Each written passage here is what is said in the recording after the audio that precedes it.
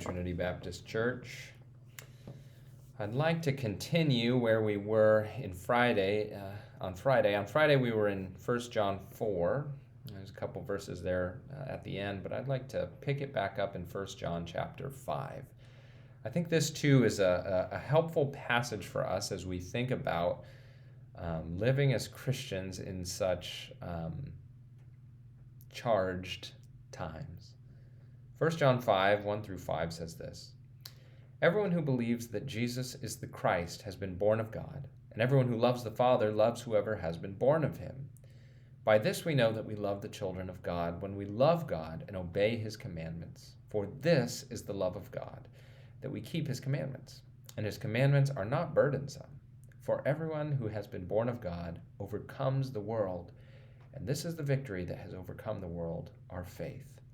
Who is it that overcomes the world except the one who believes that Jesus is the Son of God? These are times in which we can worry that we will be overcome by the world. When perhaps we can even worry that the church will be overcome by the world, or that God himself, if we're honest, we sometimes act as if we are afraid that God himself will be overcome by the world. But that will not happen. No.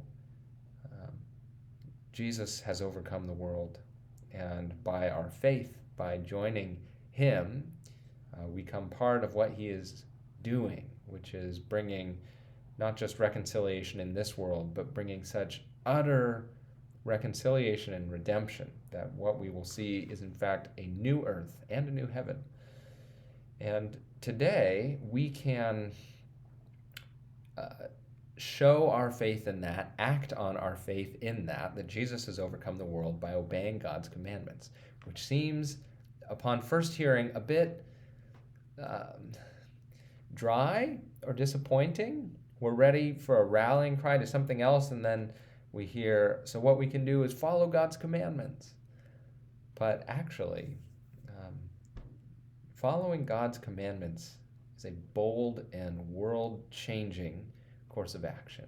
Because you think about the things that Jesus has commanded us. Right here in John, it's pretty clear that Jesus has commanded us to love one another as Jesus loved us, which is a lifetime endeavor and more. You know, you look at places like the fruit of the Spirit. You look at even places like the Ten Commandments, when we're told to live as if God is God and no one else.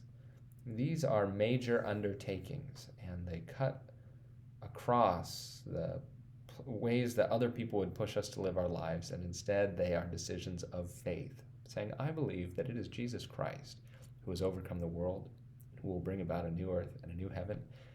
And the way I show that is by saying, I'm going to follow his commandments, because I think he knows what he's talking about.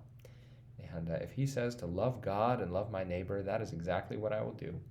And even when it looks like the world is overcoming us, we know that it is ultimately Jesus who has overcome. And so we are sticking with him.